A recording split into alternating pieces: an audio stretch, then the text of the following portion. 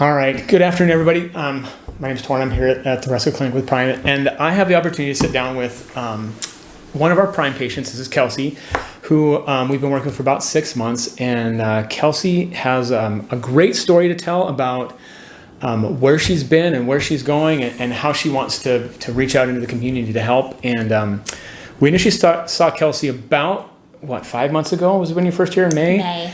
And she had been struggling primarily with post-COVID symptoms. So with breathing and anxiety, and she'll go through some of the things that she was dealing with. And we initially started working with her at the request of another PRI practitioner that she'll talk about later. And we've been able to really, I think, help Kelsey to navigate through some of these post-COVID times.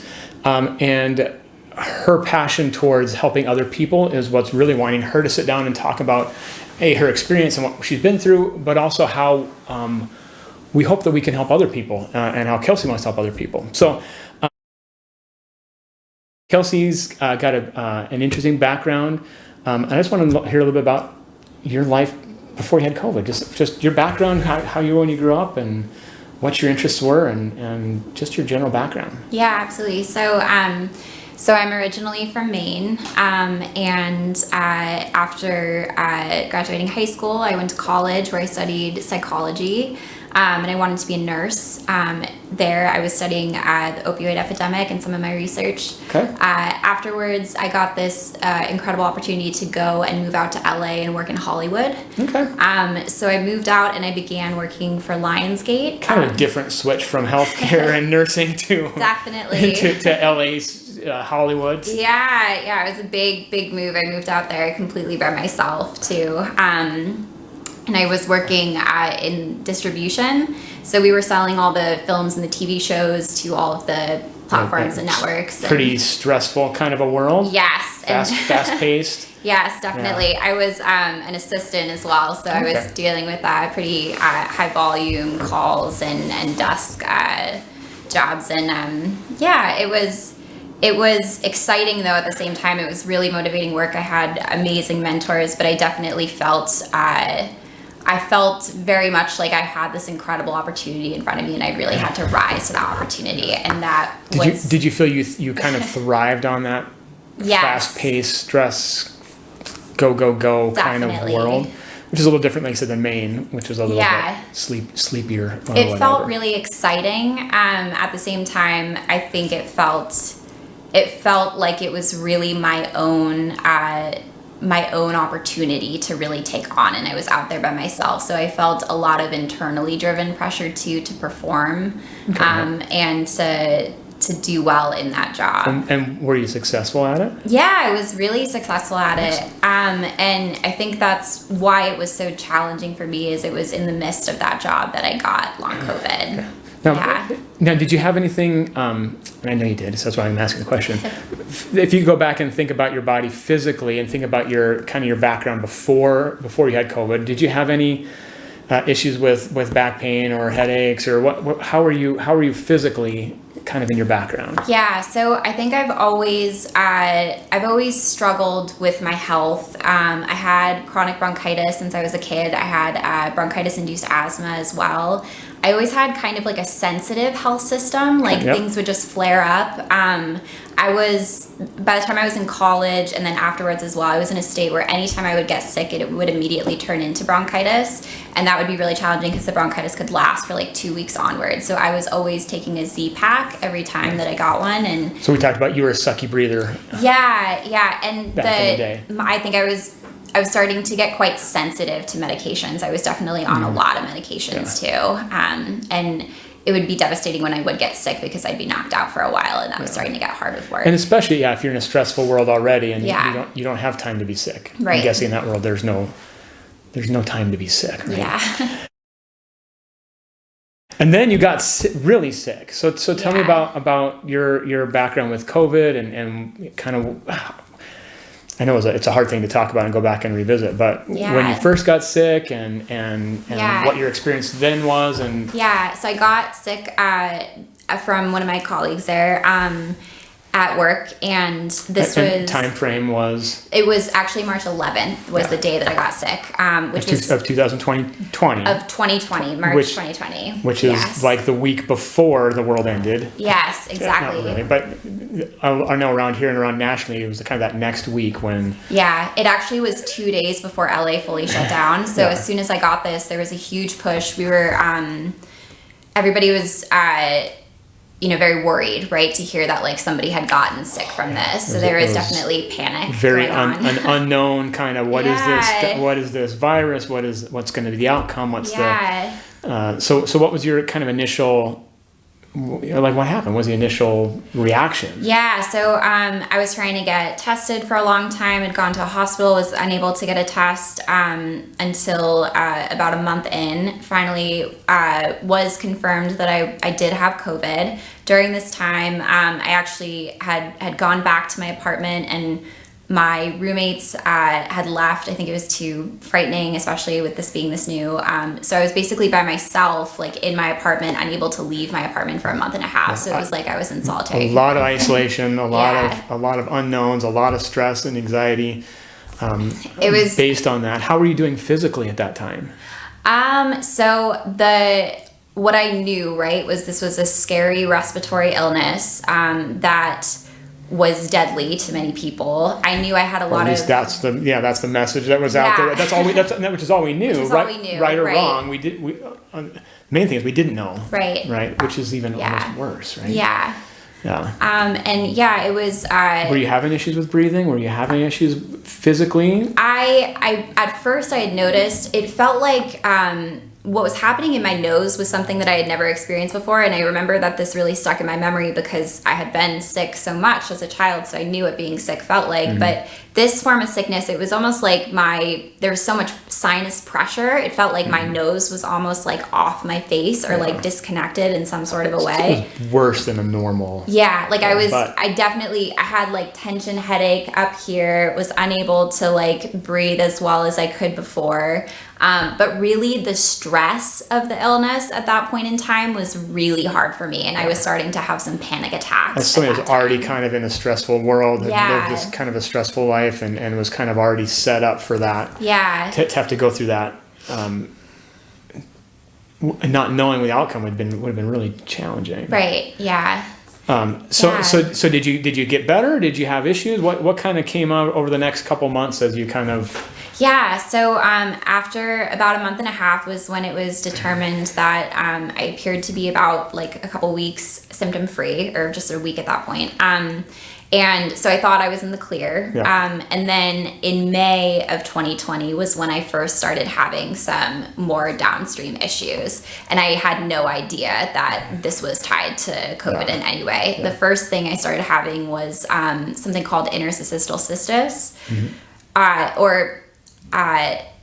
Before even knowing that it was more so that just I was having this like constant urge to pee all the time, and I couldn't figure out what was going on. I was going to my doctor, getting tested for UTIs constantly. Nothing was showing up. Other things in your health, not just breathing, but plumbing wasn't working well. Yeah.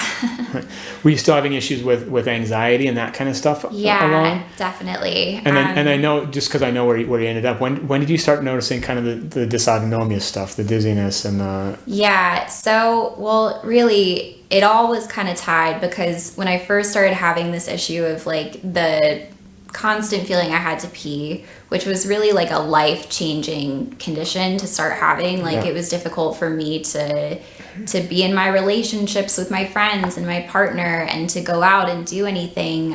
It felt, and the more that I was researching what had then been diagnosed as interstitial cystitis, which is determined to just be this chronic condition that you live with and you figure out a way to adjust your life to it.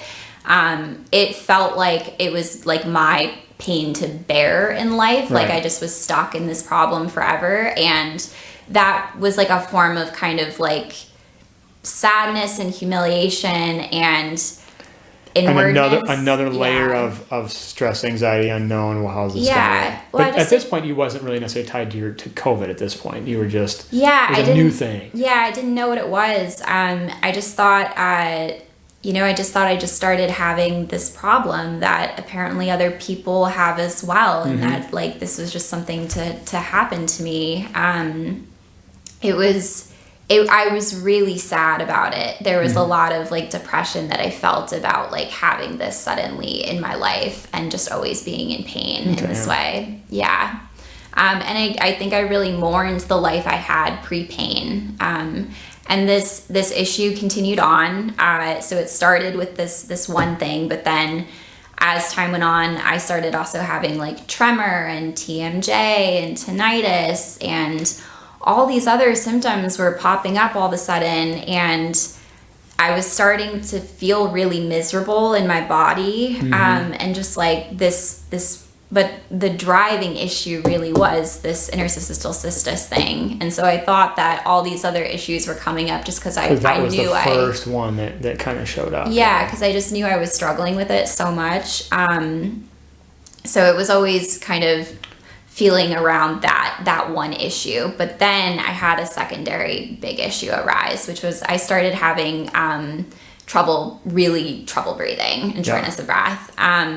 And at one point, I was actually watching the show Temptation Island, and makes a lot of people not want to breathe, but that's a totally. whole The host of that show he kind of is like a therapist with like the contestants on the show, and he was like talking to one of the couples and was saying like the darkest thing like in your life, like that's the thing that you need to like face head on and really deal with. And I think it was this like it just really hit me of like I've been so ashamed about this condition for so long and so depressed about the fact that like there seems to be no path forward with it with the doctors, and like that's the thing I want to face in the face and like try to see if there's. And you'd been treating, and you'd had medicine, and you'd been seeing people, and got lots of labels and lots of diagnoses, but nothing really that was helping you feel better. Yeah. There was moments of relief that were small, but the issue would always come right back. And then when the shortness of breath started,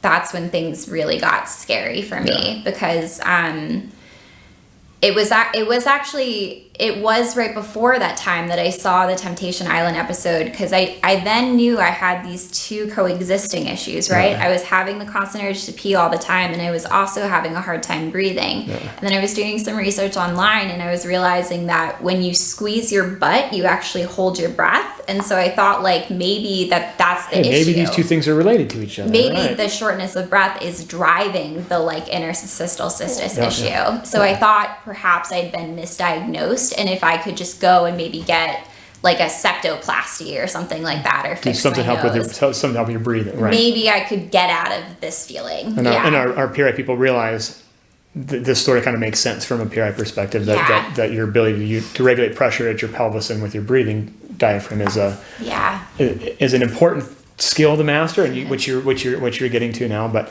so those symptoms kind of make sense to us, from a PRI perspective, and we're saying, okay, well, duh. Right. But when nobody's putting those pieces together, it's again scary unknown. What else is going to go wrong? What's the next thing that's going to go wrong? Had you kind of gotten a post-COVID kind of label at this point, or is that? So this is where I started to be able to put this together, was so knowing that perhaps this was like a possibility that the shortness of breath was causing the issue. I was then remembering that I had still struggled to recover my sense of smell and the full use of my nose after COVID. So I thought that maybe I had a deviated septum beforehand, and then this issue on top of it just like really prohibited like my ability to breathe in my nose. So I went to see my doctor, got a referral to the ENT surgeon, and then I went to the ENT surgeon, and the first thing he did was an endoscopy into my throat, and immediately saw that, oh no, this is actually vocal cord dysfunction. It's not which we also can see, okay, well, there's another, is it the vocal, or is it still one of the things that came from this? So then I kind of missed a key point that I wanted to hit prior to you getting COVID, is that prior to COVID here at our clinic with PRI and with Prime, we were seeing, I just falling out, that's okay. We were seeing people and treating people with neurologically based autonomic dysfunction activities. People with pelvic floor pressure, people with difficulty breathing, and so these symptoms pre-COVID we were seeing, from a PRI perspective. So that's why I say people hear your story. That makes sense. Yeah. You just happen to have also had this virus on top of it that probably just exacerbated an already fragile nervous system that was living in a stressful world and which you were having success with, and then all of a sudden, once those dominoes start falling, you kind of follow that. Yeah. So eventually you met Matt. So tell me how you met Matt and where Matt came in. And so just to once I did recognize the vocal cord dysfunction, and vocal cord dysfunction is my vocal cords were basically folding over and closing off access to my airway. So which we were doing to help regulate pressure that you couldn't regulate. Yeah.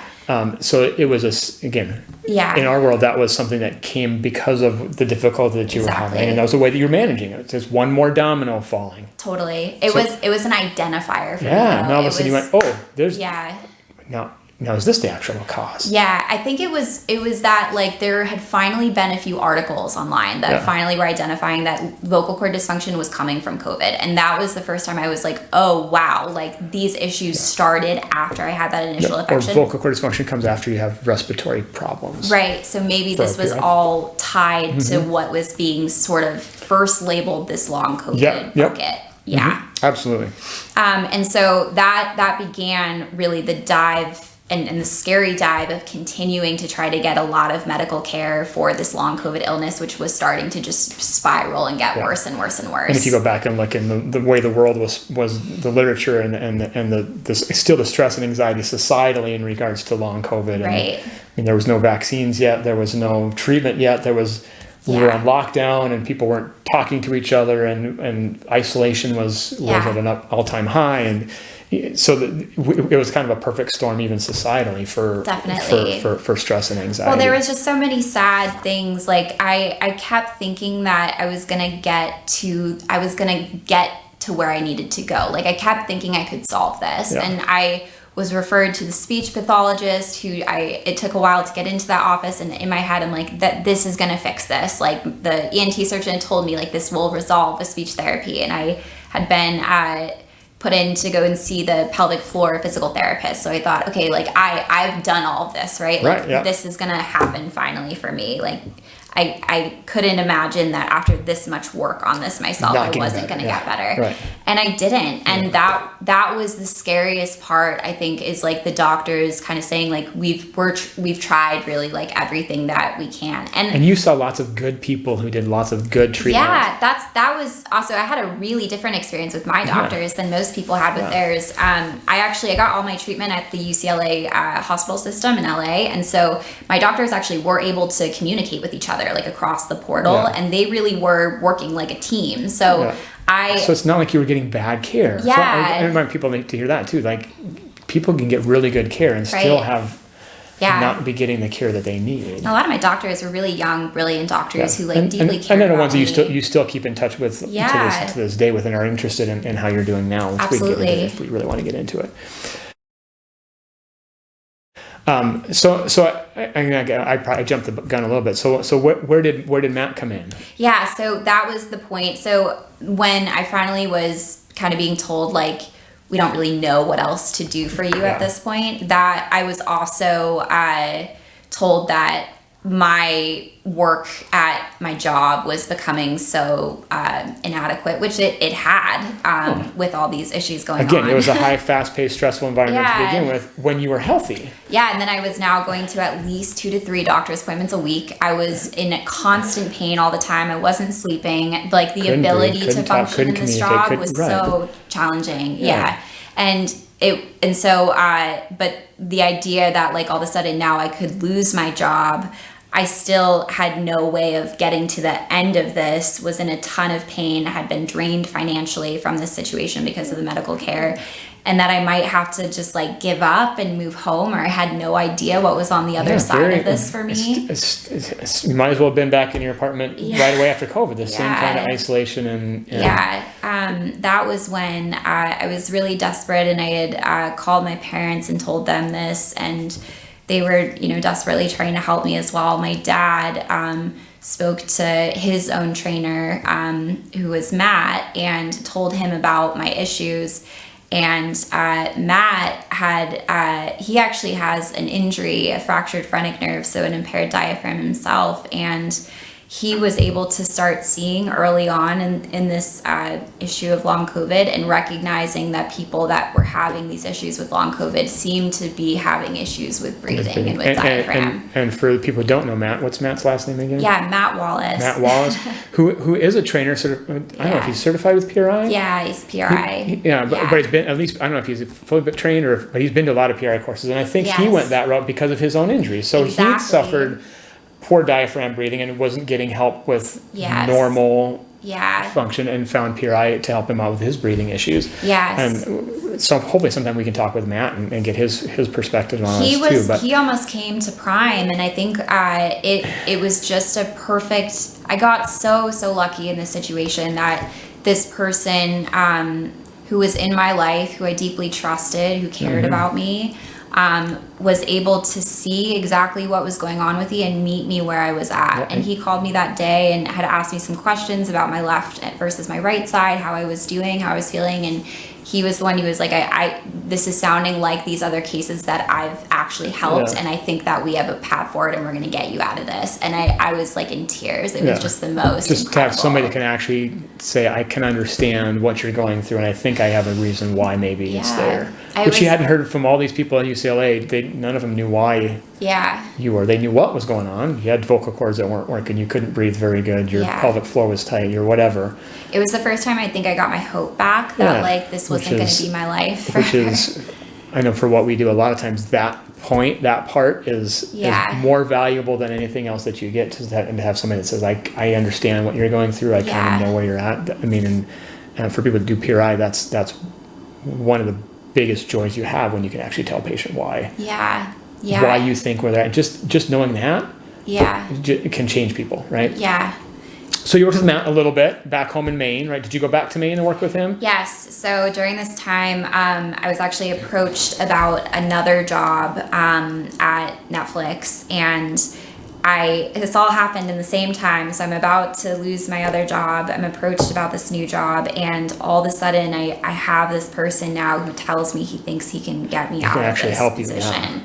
So I was in LA at the time, and I thought if I can just get through a couple more weeks and do these interviews, I could have the ability to really have a great life, right? Like I can have a new job, I can have a fresh start. This is a good job, I don't have to worry about this one, and I also feel like I have a path forward with my physical work, So I was highly, highly motivated for this recovery, basically too. Like this, and this happened, right? Like I got this new job, so now I was gonna have about 2 to 3 weeks off to be able to actually fly home and start training with Matt and get this help. And so I really, in that moment, dedicated myself that like whatever this was going to take in terms of like working on my mental health, my physical health, my overall health, like I was fully game for that. And you were driven before, so you can use that drive for whatever you point it towards, which is what makes you kind of cool. So you worked with Matt a little bit. He's a big diaphragm guy, and I know that when we first met you, finding somebody that actually understood what was going on with your diaphragm was huge. It was that, and it was also what was so unique about Matt was his own experience. It was the fact that he was able to like empathize with the physical sensations that I was feeling, and also empathize with the mental health issues I was having of suddenly losing power and control of my own body. And if you can't breathe, man. Which he had experienced. When you can't breathe, your level of anxiety is going to go way up. It was a major life setback for me in so many ways. So to have that empathy is wonderful. So you worked for a while. What sort of things did he help you feel better with? Because I know you had some good success with Matt before we even met you here. So I went home and I'd work with Matt, and he would help me doing some of the repositioning exercises and exercises with my leg on the ball to kind of open up my chest and my neck as well. Do some neck releases, trying to get me in a more relaxed state to be able to kind of open up and show my body that I can breathe again. And having an ability to get some good deep breaths in is life-changing.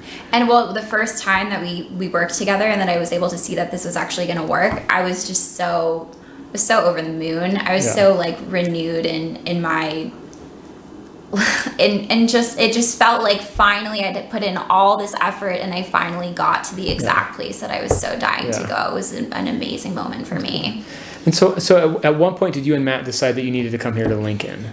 Yeah. So I trained with Matt for just like 2 weeks. Yeah. So that was a really short amount of time to be getting help with this. And then I went back to LA, and I was then working with Matt. I know you guys working virtually. Yeah. The biggest thing is Matt, I was so depressed at that moment. Like I was so scared, and I had no map of how this was going to work in getting out of this. And Matt called me every day and like made sure that I was okay, and just really checked in with me and cared about me and helped me work through some of the feelings I was having, of the frustration of, why didn't people in my life like see how hard this was? And like, it's kind of hidden. I mean, dysautonomia and autonomic dysfunction is very, very hidden. Yeah. If you talk to people who have that they call it kind of a hidden disease. It's because you look fine. Yeah, and but you can feel like garbage and look fine. And it's hard. Yeah. And so many people in my life like had been there for me too. I think it was this was such an overwhelming situation for me. Like the seriousness of the situation of having a health crisis like this was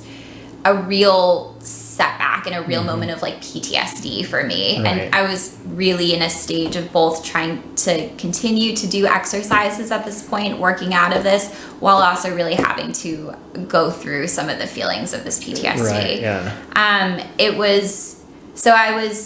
I was making progress at this point too. I really utilized this time to do a lot of work in therapy and to do a lot of journaling work too, and try to work through my feelings and get to a more comfortable place with what had happened. And I was feeling a lot of relief from just doing that work in my body of a lot of the stress kind of going away. I noticed that when I started working with Matt, I stopped getting worse. Like I finally stabilized the condition.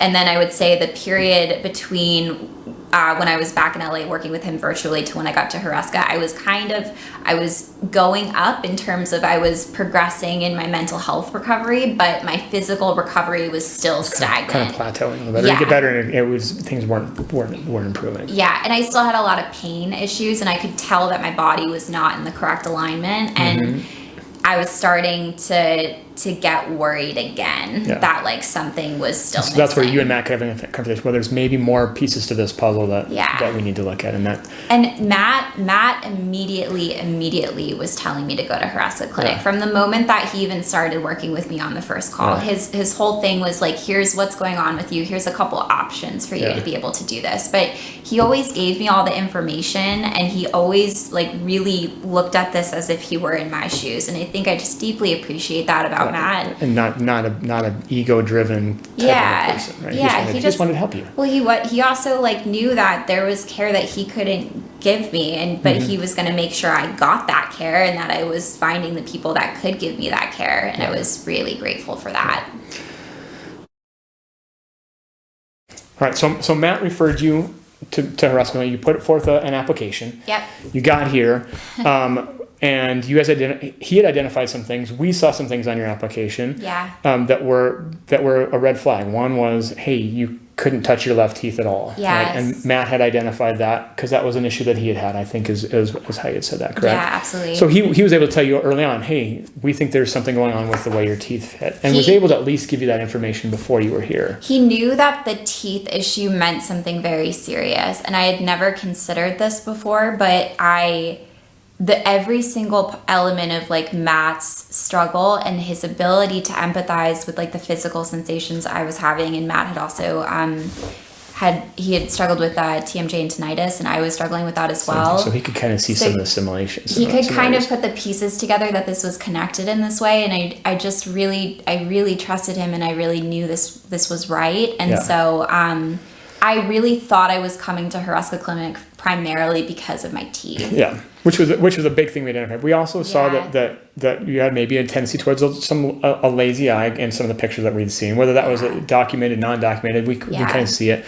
We know that your visual system as a hypervigilant person was on overdrive. The interesting thing about the vision was that I was told once by my optometrist that she thought that my eyes like grew out in a way where they kind of like were separated from each other. Yeah, so that they were constantly looking inward like this. And she had referred me at one point to a vision therapist and said, like, if you ever want to go, so you had some potential of some pre-existing maybe eye issues that weren't really a big deal. I knew I had stressed vision. That was something I just knew I had, but I didn't know that. I think I could look up everything. You related to some eye strain and some eye stuff, but it wasn't like a primary, like in the big picture things. Nothing. But in our world, that's a driving force. So we said, hey, we want Kelsey to come see us. We think we have things to offer you. You came in. Another element that I thought was interesting was seeing in the application that there was all these elements of podiatry kind of signaled to me, because in my jobs for Lionsgate particularly, and in college as well, I spent a lot of years wearing very, very high heels. Yeah. Why do you care about my feet? I love my high heels. Yeah, and very high platinum heel or platform. So we're still working on some of those issues totally. to this day, which we talked about yesterday when we were going through this, which is fun.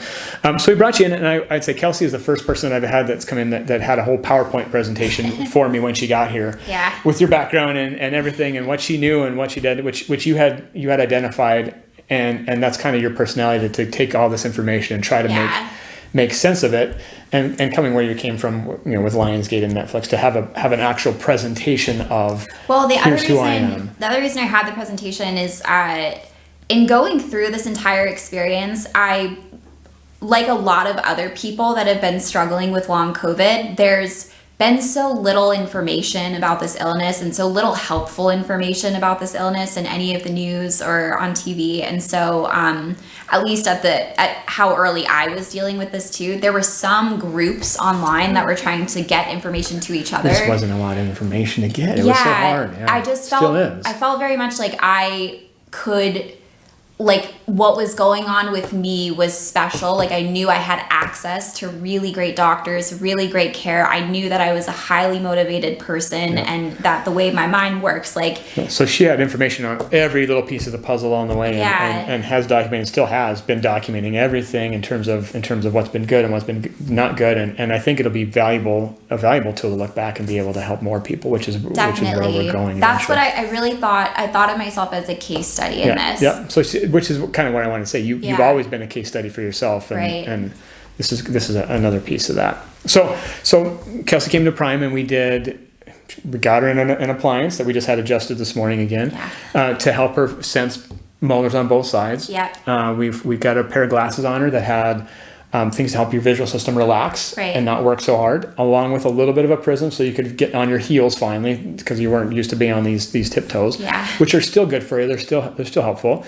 You got a new pair of shoes that I don't know if you liked them initially, but eventually you grew to like them. The first thing I noticed, so on the first day of Prime was when I had my initial intake with you. I got the glasses prescription, and I actually think I picked up my glasses in the same day. I think you might have got them the same day. Yeah, so that was night one. So then, I just spent some time. I was all of a sudden in new sneakers, new glasses. I was just walking around in Nebraska, and I could tell how much better I was feeling in certain ways, like feeling more grounded. And then that night, there was like a very vivid moment to me where all of a sudden a pain in my hips stopped.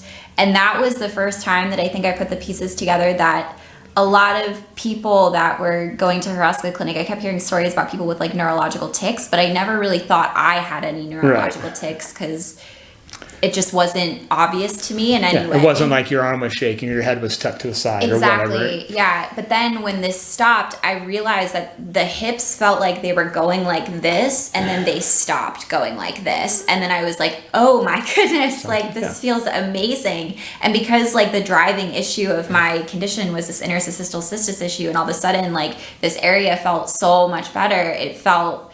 I was just in tears.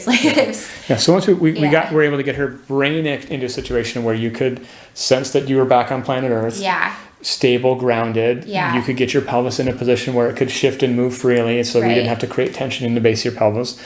And you could actually start to learn how to use that diaphragm normally again without having to continually work at it, and then not have to work hard to get to those positions. I mean, it was pretty immediate that you could tell something was different. Yeah. And it was. And homework wasn't super hard. We had to figure out how to stand on your left leg. You had to learn how to breathe again. Just to go back, like that, the fact that happened night one was so significant because like the driving issue for me was my dental. So this happened without even doing dental yet.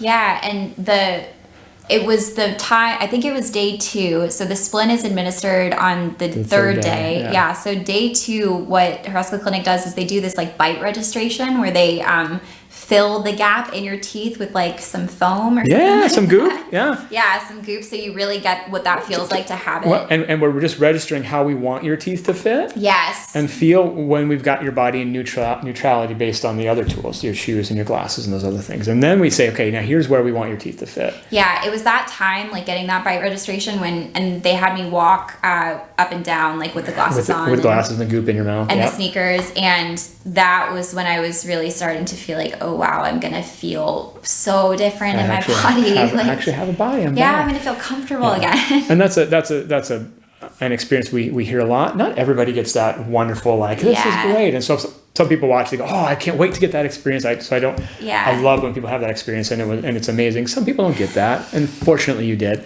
But that tells us we knew we had you in the right spot. Yeah. And then you were able to go home and over the last 5 months, we've done telehealth sessions and you've done lots of work in lots of different ways. So just kind of just summarize quickly, kind of the last 5 months, like what's gotten better, what have you found is the most helpful? Where are we at? And what kind of are you still working through? So when I got the tools, I went back to LA and was still working at Netflix and was using the tools a lot at work and going through all of my exercises. It was a really intensive recovery for me. The physical recovery was really hard. I think I was at a state just a year ago where I was very close to going disabled on the left side of my body. So Matt helped me stabilize that and we did a lot of work together, but I wasn't building strength during that time. You weren't able to actually move forward. I was so out of position and alignment that going to Horesca Clinic then in May was the first time that I kind of like structurally feel like I got some relief. And then I was then in a period of trying to get my body out of this danger zone area where I was. You started to de-threaten movement and de-threaten breathing and de-threaten these things. Yeah. So then, so I was just between trying to do all of this work with the recovery, it became clear to me that it was gonna be most helpful to me if I really took some time to myself in this moment and continued to really dedicate myself to this recovery holistically. Yeah, and I think you identified that there's other things beyond the physical that were bigger players. Yeah, that definitely. I know you've worked through over the last several months, and which will lead you to kind of where I know you feel things are leading you. But the biggest thing with that was so coming first back from working with Matt and being in LA was a form of kind of PTSD, just in the sense that with Matt, that was the first time I knew I'd found something that was really going to work for this. But in the same way, I was in all these support groups still for long COVID, I was starting to watch people commit suicide. And in particular, there was this case of this woman, Heidi Ferrer, who lived just like 10 minutes from me, and she had committed suicide. And the article was her widow, her husband, who was brave enough to really put her story out there and talked about what it was like for her to have interstitial cystis and all this chronic pelvic pain and all these issues that I had too, and how debilitating this was for her life. And she couldn't walk and she was stuck on the couch and and she didn't meet Matt. Yeah, that was really what was so hard for me, is this feeling of like, wow, like this, like I wish we had known each other. Like, I wish that we could have like met each other and that this wasn't such an isolating experience. Because when you're in this experience, no one around you knows what to say to you. They want you to not be in pain, but they can't empathize with what you're going through. And so then so I was really struggling with survivor's guilt, PTSD from. So there's some mental health issues that had to kind of be addressed from November until till May, and then in May was really challenging because I had a friend of mine from college commit suicide in May from long COVID, and that really was the point at which I was like, wow, this is I'm a rare case in this that's actually been able to overcome this. And this tool, I didn't think it was well known at all, PRI, and I wanted to do something about this. I wanted to get people help, and I wanted to get people to know that there was something that could be done, that they didn't have to live like this forever, and that they could renew their hope of having a different life. Yeah. So, and I've told Kelsey this all along. So we got two main roles for Kelsey. First, get Kelsey better. Yeah. And you still got to get your left leg a little stronger, and you still got to get a little better breathing. Yeah. And we still got some things to work on. Yeah. But I think you could go to see kind of where you're at now physically if people are interested in that. Yeah. But then also I know Kelsey just wants to get her message out there to whoever wants to hear it about. Yeah. That there is a connection between breathing and feeling good and mental health, and there's so many people that have mental health needs, that have physical needs, and people have physical needs that have mental health needs, and how do we bridge that gap? Yeah, and who knows what drives what, but what I will say is, like, when you lose your ability to feel good in your body, and you start having all of these health challenges, whether it's COVID or not COVID, COVID it doesn't or matter not, what it is, right? But I think too, when you're having this at a young age, like when you're like 25, 27, and this is happening to you, and you're supposedly in the prime of your life, you're, in a job that you're working all the time, you're trying to keep all this up, and then all of a sudden this happens to you. It's this really depressing thing of like, wow, I don't know how to get out of this mentally. Right. Like, I don't know how to see the brightness again. So even though you had tools and you could breathe well and you could find your left foot and you had some glasses that relaxed your visual system and you had just PRI neutrality, there were still issues that are there. Yeah. And I think there's a lot of people out there that have those issues still. Definitely. I think they're so linked. Yeah. And I think that someone seeking care for this should know that the best thing you can do for yourself, my doctor said this to me right away when I first started going to her. She said, I think everybody should have a therapist. Like, you need a doctor for your body, you need a doctor for your mind. Like, you need resources for yourself. The stigma of that is still unfortunately out there, that's not okay. My goal with talking to you was to help in any way possible to kind of reduce that stigma, which I know you want to do. I was very hesitant towards all mental health providers. I was very especially scared of psychiatrists and psychologists, because I felt like, they would tell me something was wrong with me or want me to go on all these medications. You're crazy. This will give you medicine and dumb you up and all that kind of stuff. And that's when I had a friend who really suggested, like, go to a therapist. Like, a therapist is just on your side just for you to talk to, and you can go and see, like, additional resources if you want, but just having somebody that's in your corner in that way and there to help you process your feelings. And that was really, really helpful for me. Excellent.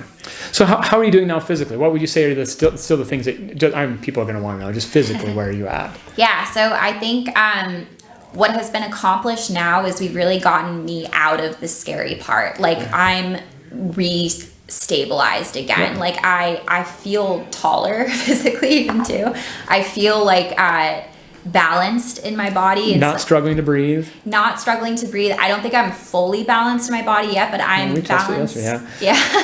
But I'm enough that, like, the danger of my left side is at a place now where I can actually keep working to strengthen it. Mm-hmm. So the part of, am I gonna cross the line of where I feel like I'm actually okay, and I can remind myself, like, I'm in an okay place. I've now crossed that line, which is great. Yeah, and we got still a little bit of work to do, but I know then your mission moving forward, and it's still there's still a lot to be identified. We've talked about that a lot, you and I, of how do we get the message out that A, there's things you can do. Yeah. B, there's mental health issues, and don't be afraid to ask for help. Definitely. And at some point, Kelsey wants a role to where she can help facilitate either whether it's PRI people with mental health people with PRI people, and be that advocate for people that need it. Absolutely. And I think that's a very valiant mission in your life, and I'm excited to see what happens and how it works. I think that the context around this current moment is also really important. Like, these people that are struggling with long COVID right now, the medical community has been completely unable to meet the challenges of these patients, and these patients are terrified, and they're not breathing, and they're terrified. And I think if we go back and just watch your story, they're high functioning, highly motivated, highly often women. Highly stressed in their lifestyles and in their Yeah. choices and in what they have to do, and then they've had something that's derailed that. Yes, absolutely. And while there's a physical component, that segment of people have a challenging time, and they're out there, and you are now a voice for those people, and I know you want to help a lot of them, and there are a lot of them out there. So yeah. we look forward to seeing how that goes. Anything else that you want to chat about? Talk about, I don't know what else we have on here.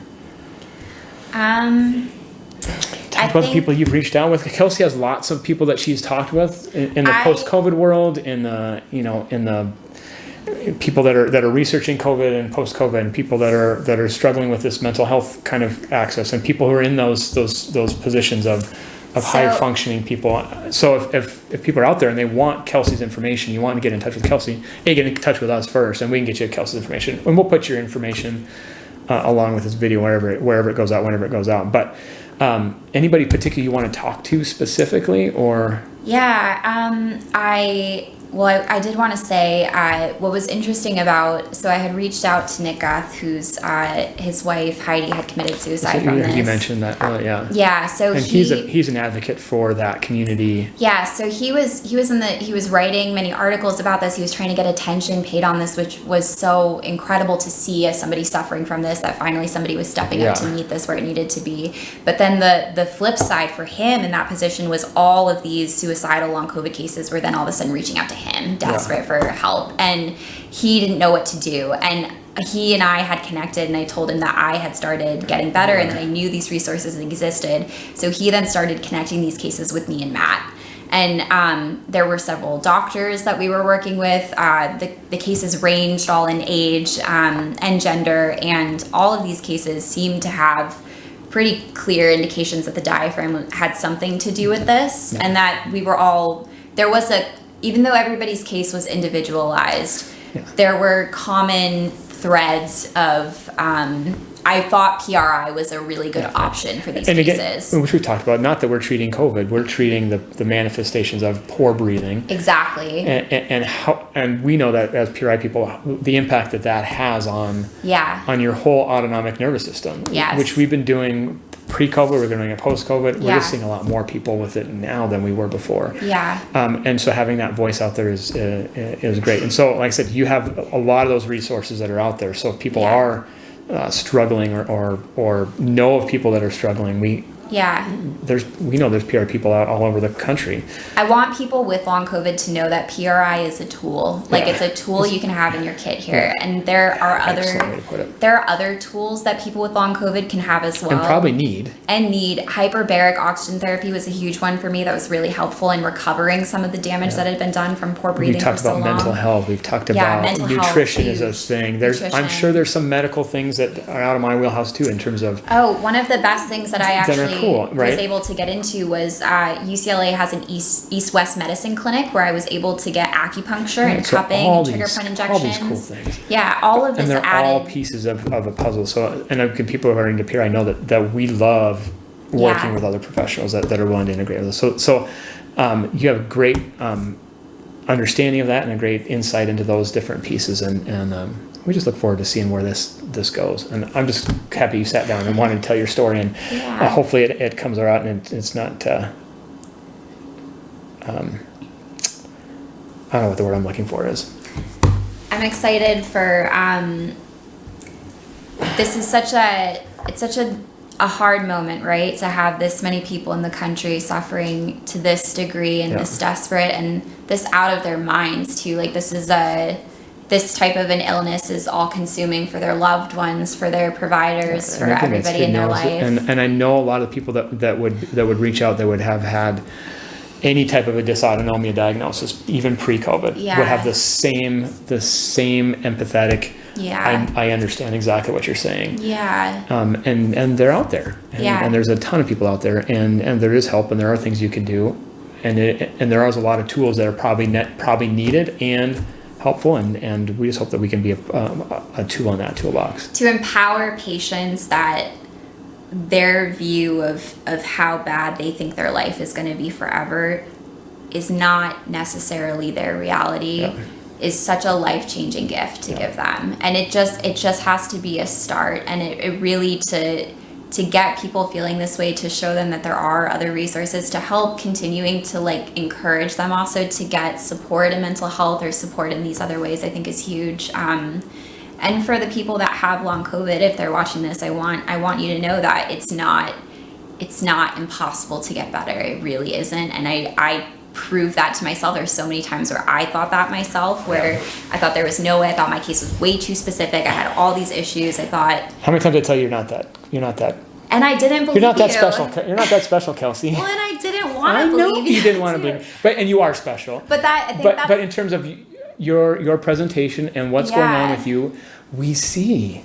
But right? the amazing same thing that Matt said to you. We know kind of what's going on. Yeah. And we think we have ideas and tools that can help you.